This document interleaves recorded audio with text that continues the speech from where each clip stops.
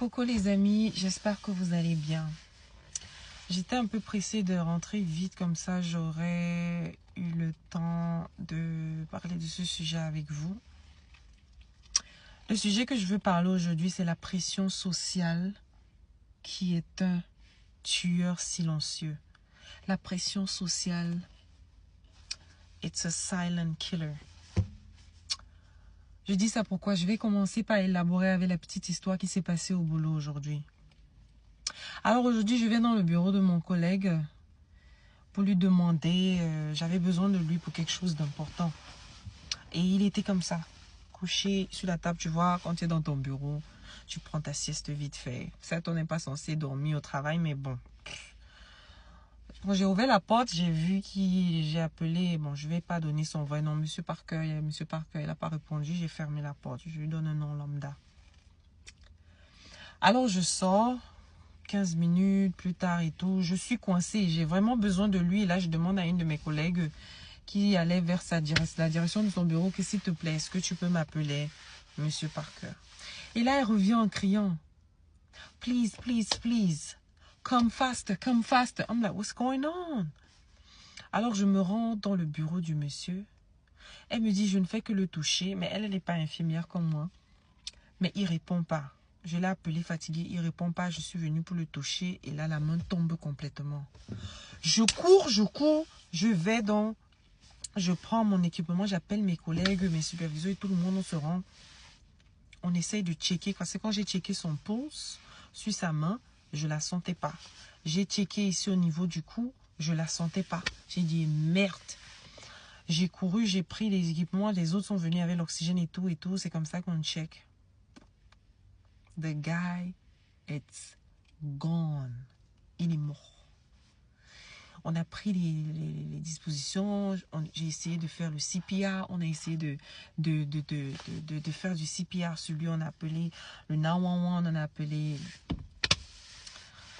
Notre collègue était parti. Cela m'a perturbée. Vous savez, dans mon domaine, je vois les gens mourir pratiquement c'est devenu une normalité. Et être dans le domaine médical m'a vraiment appris à garder mon calme. Beaucoup. Et à simplifier beaucoup de choses. Et à me débarrasser de tout ce qui peut m'apporter le stress. Toi qui me regardes, le conseil que je peux te donner. It's okay. C'est pas grave si les projets que tu voulais accomplir, tu n'as pas pu accomplir. C'est pas également grave si ce que tu avais planifié de faire cette année, tu n'as pas pu l'accomplir jusqu'à ce niveau. Ta vie vaut plus que tout. L'hypertension artérielle que vous voyez là dehors,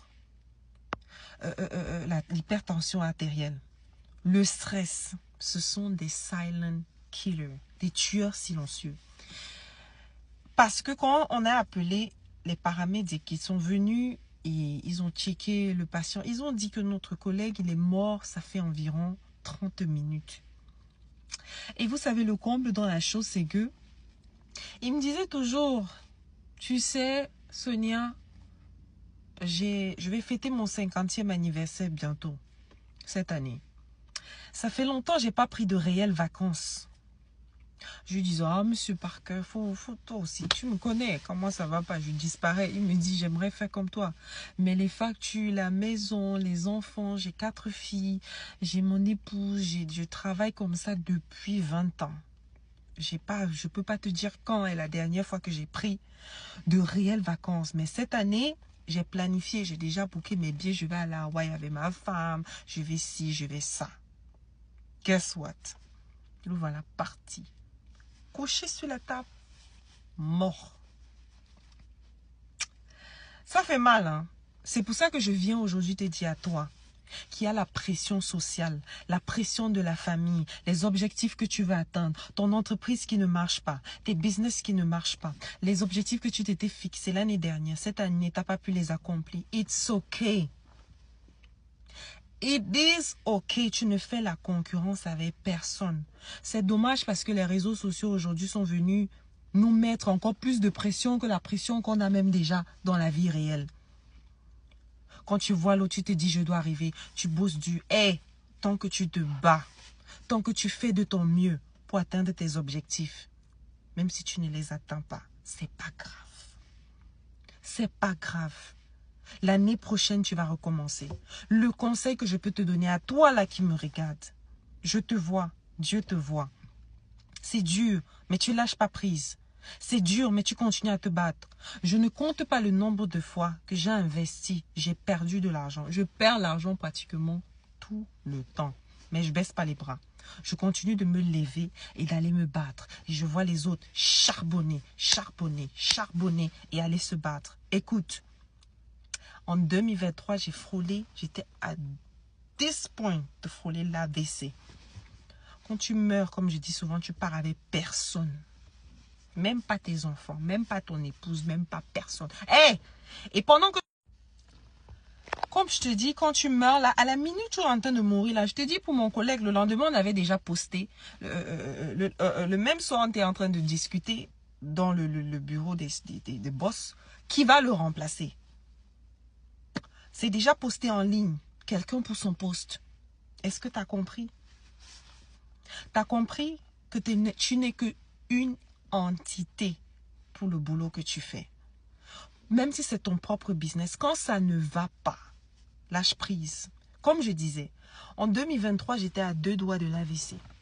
J'ai charbonné, j'ai bossé, j'avais des objectifs, j'avais quelque chose que je voulais accomplir et il me fallait un certain montant. J'ai dit, je vais attendre. J'ai même rassemblé ce montant et aller au-dessus du montant. Mais guess what? Je restais, je tremblais seule. Je restais, je bougeais seule. Je restais, mon visage bougeait seul. C'est parce que je ne veux pas exposer tout. J'ai des vidéos avec preuve dans mon téléphone. Mon visage bougeait seul. Je ne pouvais pas me coucher. J'avais les palpitations au point. J'avais l'impression que mon cœur allait me sortir de la poitrine. Quand je prends mes paramètres, tension artérielle à plus de 170. Bon, sur le côté francophone, on va dire 17. Vous savez que la norme de la tension, normalement, elle doit être à 12. J'étais à 170 ou 17.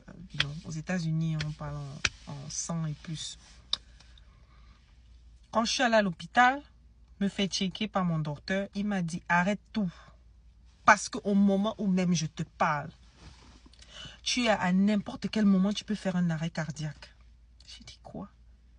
Il m'a mis sous prescription médicale pour baisser ma tension artérielle. Mais je suis dans le domaine médical. Je connais ce que c'est. Je ne voulais pas prendre les médicaments. Il m'a dit, drop everything. Because I'm telling you, you are this close to get a heart attack. I was like, damn. Ce jour à l'hôpital, il m'a donné quelque chose qui a shut down ma tension artérielle. Je suis rentrée. J'ai même pas pris ces médicaments. J'ai pris les recettes de grand-mère. J'ai appelé ma mère. J'ai cherché tout ce qui était naturel, herbe et tout. J'ai fait des concoctions. J'ai pris 10 jours off. Mon travail a bavardé. J'ai dit, hé! Je suis pas là pour 10 jours. Mais c'est pas normal. Hé! J'ai déposé ma lettre, j'étais partie. Si vous voulez pas de moi après les 10 jours, il n'y a pas de problème. Mais je pars d'abord. J'ai besoin de prendre ces 10 jours. Je suis malade. J'ai pris les 10 jours. J'étais à la maison pour la plupart du temps. Je contrôlais ma tension moi-même. Et je prenais mes traitements, mes remèdes et les recettes que je faisais. Quand c'est revenu, j'ai prolongé, j'ai booké mon... Quand la tension artérielle est revenue un peu à la normale, j'ai encore appelé mon boulot. J'ai dit, vous savez quoi? Je vais pas bien. Il y a une urgence de famille. Et j'ai disparu. J'ai booké mon billet sur le coup. Et je suis allée près de ma famille. Je suis allée me changer les airs. Rappelez-vous, j'avais stock up assez d'argent. Et pourtant, même l'argent que j'avais stacké, je n'ai même pas pu accomplir ce que je voulais faire avec parce qu'il y a des trucs qui m'ont bloqué, qui ne dépendaient pas de moi. Je pouvais mourir parce que je voulais tellement... Quand je veux quelque chose, je me bats fort, cœur et âme, complètement. Mais tout ça, c'est pour dire, ta santé n'a pas de prix. La pression sociale peut nous tuer. La pression d'être la bonne image pour la famille peut nous tuer. La pression de vouloir accomplir tout ce qu'on veut et qu'on n'arrive pas. Et après, on regarde les autres et tout. Oh, pourquoi? Faut jamais envier les gens. Faut jamais envier ce que vous voyez sur les réseaux sociaux là, je vous le dis. Ah. Of course, il y a ceux qui réussissent de manière naturelle. Qu'ils soient bénis. Remercie Allah pour la réussite des autres. Quand tu sens, écoute-moi très bien.